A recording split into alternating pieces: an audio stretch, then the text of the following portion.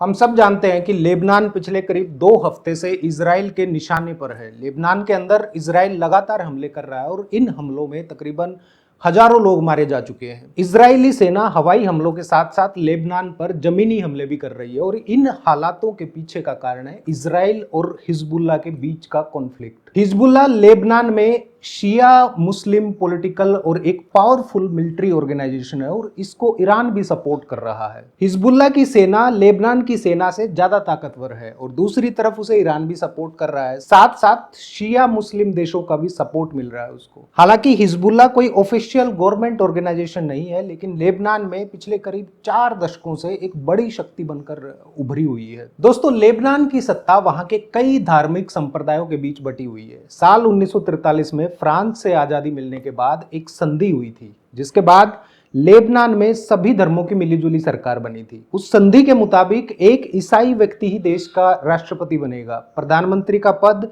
सुन्नी मुसलमान को दिया जाएगा और संसद का स्पीकर एक शिया मुसलमान ही बन सकता है। आपकी जानकारी के लिए बता दूं कि उस वक्त लेबनान की आधी से ज्यादा आबादी ईसाइयों की थी, यानी सुन्नी और शिया मुस्लिमों से कहीं अधिक थी। हालांकि बहुत से लोगों का कहना है कि अब ये संधि पुरानी हो चुकी है, क्योंकि देश में ईसाई, सुन्नी मुसलमान और शिया मुसलमान सभी की संख्या कुल आबादी की करीब 30-30% हो चुकी है। जब यह संधि हुई थी तब ईसाई और मुस्लिम आबादी को संसद में बराबर की सीटें मिली थी। अब कुल आबादी में सबसे अधिक संख्या मुस्लिम समुदाय की है, यानी शिया और सुन्नी मुसलमानों की कुल आबादी ईसाई धर्म को मानने वालों से अधिक है। वहीं दूसरी तरफ लेबनान में आज तक किसी एक पार्टी या धर्म को मानने वालों की सरकार नहीं बन सकी है। अब चूंकि यहाँ सरकारें गठबंधन से बनती हैं और सभी बड़े फैसले सर्वसम्मति से लिए जाते हैं, जिसके कारण लेबनान की सत्ता में उथल पुथल मची रहती है। हिजबुल्लाह की अगर बात करें तो उसकी स्थापना इजराइल के खिलाफ 1982 में एक शिया मुस्लिम संगठन के तौर पर की गई थी। हिजबुल्लाह का अर्थ अरबी में खुदा की पार्टी है। जब ये अस्तित्व में आए तब लेबनान में गृह युद्ध चल रहा था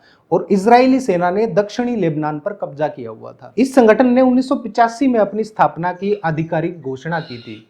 हिजबुल्लाह का कहना है कि वो ईरान की तरह ही लेबनान को भी एक इस्लामिक देश बनाना चाहता है और इसीलिए उसने दक्षिणी लेबनान और फिलिस्तीनी इलाकों से इजराइल के कब्जे को खत्म करने की कसम खाई है। साल 1990 के दौरान जब लेबनान का गृह युद्ध खत्म हुआ, तब युद्ध में शामिल तकरीबन सभी गुटों ने अपनी सेनाओं को खत्म कर दिया था, उनको भंग कर दिया था, लेकिन हिजबुल्लाह ऐसे ही जस का तस बना रहा। उनका कहना था कि दक्षिणी लेबनान में इजराइल से लड़ने के लिए हिजबुल्लाह का अस्तित्व में रहना, उनका बना रहना बेहद जरूरी है। इजराइल ने साल 2000 में उस इलाके से अपनी सेनाओं को वापस बुला लिया और हिजबुल्लाह ने इसे अपनी जीत मान लिया। इसके बाद हिजबुल्लाह ने 1992 में संसद में अपने उम्मीदवार भेजना भी शुरू कर दिया था। उसके कई सांसद आज भी लेबनान की संसद में हैं और सरकार में भी कई मंत्री हैं।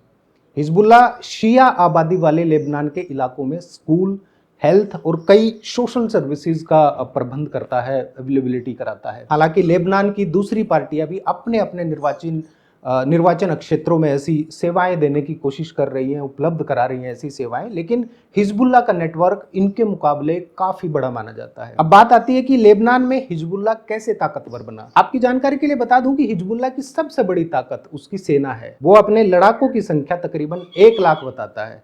हालांकि कुछ इंडिपेंडेंट जो एस्टिमेट लगाते हैं, कुछ स्वतंत्र अंदाजा लगाने वाले लोगों की माने तो इन लड़ाकों की संख्या केवल 20,000 से 50,000 के बीच ही बताई जा रही है। वहीं दूसरी तरफ अमेरिकी think tank centre for strategic and international studies के मुताबिक हिजबुल्लाह के पास मौजूद रॉकेट और मिसाइलों की संख्या 1,20,000 से 2 लाख के बीच है, जिसके कारण इसे दुनिया की सबसे ताकतवर गैर सरकारी सेनाओं में से एक माना जाता है। ऐसा भी कहा जाता है कि हिजबुल्लाह की सेना लेबनान की सेना से अधिक ताकतवर है और लेबनान की सरकार की कमजोरी का फायदा भी हिजबुल्लाह को मिलता है। उदाहरण के तौर पर इस देश के पास साल 2022 से कोई राष्ट्रपति नहीं है और ऐसा इसलिए है क्योंकि राजनीतिक दलों के बीच इस बात की सहमति ही नहीं बन पाई है कि किसे आखिर राष्ट्रपति बनाया जाए। वहीं दूसरी तरफ केंद्र सरकार इतनी मजबूत है ही नहीं कि वो हिजबुल्लाह को उसका एजेंडा आगे बढ़ने से रोक सके। लेबनान पर बढ़ते इजरायली हमलों के बीच 6 अक्टूबर को पीएम नाजिम नाजिब मिकाती ने सीज फायर को लेकर दूसरे देशों से भी समर्थन मांगा है। दोस्तों, लेबनान और हिजबुल्लाह के बीच की तकरार का पूरा निचोड़ यही है। सत्ता के लालच में देश के नागरिकों की भेंट चढ़ाई जा रही है। फिर वो नागरिक चाहे लेबनान के हों, ईरान के हों या फिर इजराइल के हों, कोई फर्क नहीं पड़ता। किसी भी देश की सरकार इसलिए चुनी जाती है ताकि वो सरकार देश की जनता की सुरक्षा कर सके, देश का विकास कर सके, ना कि सत्ता में आने के बाद पावर प्रैक्टिस के चक्कर में देश के लोगों को मरवाया जाए। मैं ये बात इसलिए बोल रहा हूं कि जब कभी भी दो देशों के बीच कोई कॉन्फ्लिक्ट होता है, कोई युद्ध होता है, तो उन दोनों देशों को ही दुनिया के कई देश आर्थिक और सैन्य सामग्री के साथ सहायता करते हैं, बजाय उस युद्ध को रोकने के। ये बात हम सब जानते हैं कि जब दो देशों के बीच युद्ध होता है तो उस समय दोनों ही देशों की आर्थिक शक्ति स्वाहा हो रही होती है, और इस बात से राजनेताओं को कोई फर्क नहीं पड़ता, क्योंकि वो तो रईस लोग बन चुके होते हैं और स्पेशल पासपोर्ट के तहत मिली जो प्रिविलेज मिलती है उसके तहत किसी भी शांत और सुरक्षित देश में पनाह ले सकते हैं। जैसे बांग्लादेश की शेख हसीना ने भारत में पनाह ले ली, लेकिन जो आर्थिक नुकसान होता है उसकी भरपाई सिर्फ और सिर्फ अपर मिडिल क्लास और गरीब तबके के लोगों को ही करनी पड़ेगी।